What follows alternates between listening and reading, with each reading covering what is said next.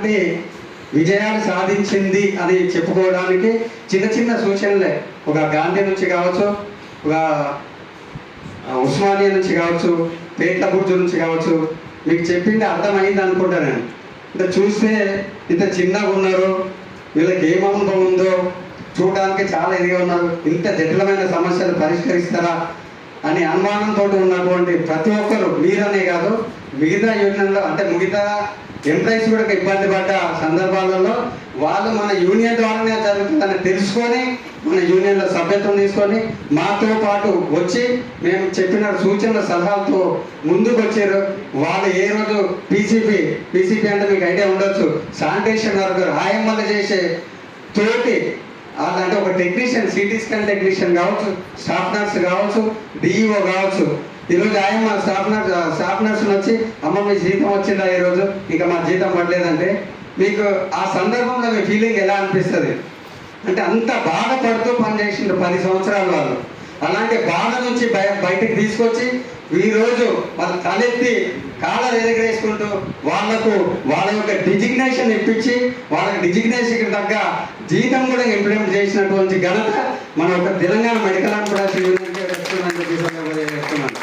మీరు ఎన్నో అంటే రకరకాల అనుమానాలు ఉండొచ్చు.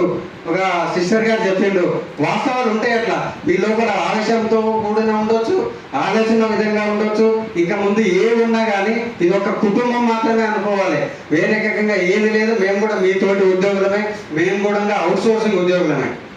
కాబట్టి ఏ విషయమైనా సరే ఇంట్లో ఏదైనా సమస్య వస్తే మనం కూర్చొని ఫ్యామిలీ మెంబర్స్ కూర్చొని మాట్లాడుకుంటేనే ఆ సమస్యకు పరిష్కారం అనేది వస్తుంది.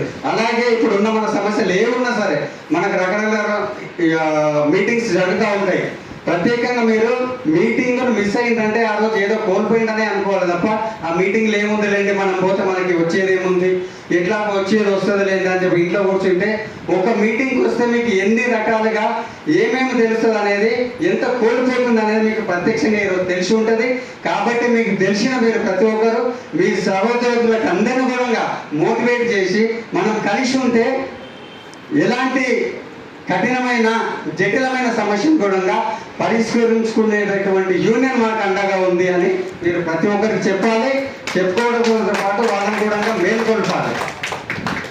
అలాగే ఈ అవకాశం ఇచ్చినట్టు అంటే మిగతా వాళ్ళందరూ కూడా మాట్లాడిన అన్ని విషయాలు ఇంకేమన్నా అధ్యక్షులు గారు ఇంకా మిగతాకు క్లారిటీ ఇస్తారు. ఈ అవకాశం ఇచ్చిన పెద్దలకి మరొకసారి ధన్యవాదాలు తెలియజేసుకుంటూ జై తెలంగాణ. అవుట్ సోర్సింగ్ ఉద్యోగుల ఐక్యత, అవుట్ సోర్సింగ్ ఉద్యోగుల ఐక్యత. నాకు ఏదో అంటే నాకు బాగా అది ఏమన్నా అంటే చాలాసార్లు కూడా వాళ్ళు మాట్లాడించుకోండి వాళ్ళకి జీతం ఎంత వస్తుంది తెలుసా? సేమ్ ఇలాగే 10,000 లోపే వస్తుంది. వాళ్ళకి గవర్నమెంట్ ఎంత ఇస్తుంది తెలుసా? 15,600 ఇస్తుంది. కానీ ఎవ్వడు కార్మికులను తినేస్తలేదు సమాజంలో ఇది ఉన్నది. సో మనం అంతా చైతన్యం కావాలి, మనం అంతా యుద్ధం చేయాలి. ఈ పెట్టుబడిదారీ వ్యవస్థ అంతా కూడా దోపిడీ చేస్తుంది. వాట్సాప్ మెసేజ్ చూడండి అన్న చాలాసార్లు ఏడ్చింది, కానీ చేయాలని మాత్రం ముందు పోయాడు. ఇది ఇట్లా అంటుర్రు వద్దు అని మాత్రం అనలేదు. మేమన్నాం మా రాష్ట్ర కమిటీ నుంచి, అన్న ఎన్ని సంవత్సరాలు అవుతుంది ఆ అధికారులు ఎప్పుడు, ఎందుకంటే డిపార్ట్మెంట్స్ వేరే, ఎన్హెచ్ఎం వేరే ఉంది, మళ్ళీ మీ ఆయుష్ డిపార్ట్మెంట్ డైరెక్టర్ వేరే ఉన్నారు, అదంతా కాని పని అన్నా అని ఒక 2 సార్లు మేము కూడా చెప్పిన వద్దన్న వదిలేసాను. కానీ వదిలేదే అన్న, వాళ్ళకి చాలా అన్యాయం జరుగుతుంది, చాలా అన్యాయం జరుగుతుంది. ఇంకా అవుట్ సోర్సింగ్ కూడా కాదు, కాంట్రాక్ట్ వాళ్ళకు అంత తక్కువ జీతం అనేది చాలా కష్టము అని ఏడ్చింది చాలాసార్లు. మీ మెసేజ్లతో ఇంకా చాలా పుచ్చుకున్నాయి మీ మెసేజ్ వాట్సాప్ గ్రూప్లలో చూసి చాలా బాధపడేవాడు అన్న, కానీ ఎప్పుడు కానీ వదిలేదు.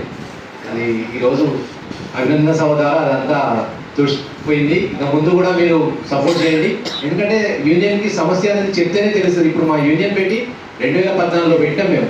ఇప్పుడు ఉస్మానియా గాంధీ వీళ్ళు మీకు చెప్పారు కదా, వాళ్ళ సమస్య కూడా అప్పటి నుంచి ఉంది. కానీ మాకు ఎప్పుడైతే వచ్చి వాళ్ళు కలిసిరో, మాకు కలిసి సమస్య చెప్తే ఒక 3 నెలలు 6 నెలల లోపలే వాళ్ళు తీర్చినాం.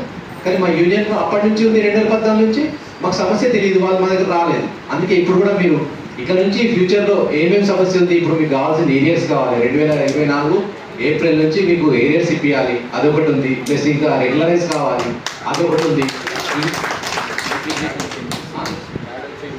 క్యాడర్ చేంజ్ చేయాలి. ఇప్పుడు దాని గురించి మాత్రం ఆ ఫైల్లో కూడా మేము రాసి చాలాసార్లు క్లియర్గా చెప్పినాము.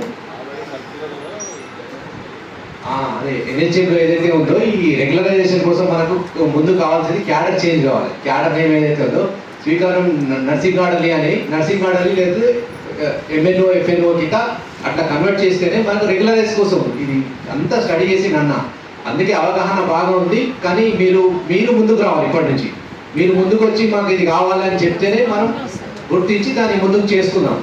19,500 శాలరీ పెంచుకోవాలి, ప్లస్ రెగ్యులరైజ్ చేసుకోవాలి, క్యాడర్ చేంజ్ చేసుకోవాలి. ఇన్ని పనులు ఉన్నాయి. ఏరియాస్ కూడా తెచ్చుకోవాలి. మనం గవర్నమెంట్ ఇచ్చిన జీవో ఇచ్చినాక మనకు వాడు ఎవడు ఆపనికి మనం తెచ్చుకోవాలి. ఏరియాస్ తెచ్చుకోవాలంటే మీరందరూ ముందుకు రావాలి. ఇది అంతా గుర్తించాలి. మీరు మీ సమస్య ఏదైతే ఉంటే ఇంకా వేరే ఏదైనా సమస్యలు ఉంటే చెప్పండి. ఇప్పుడు మీకు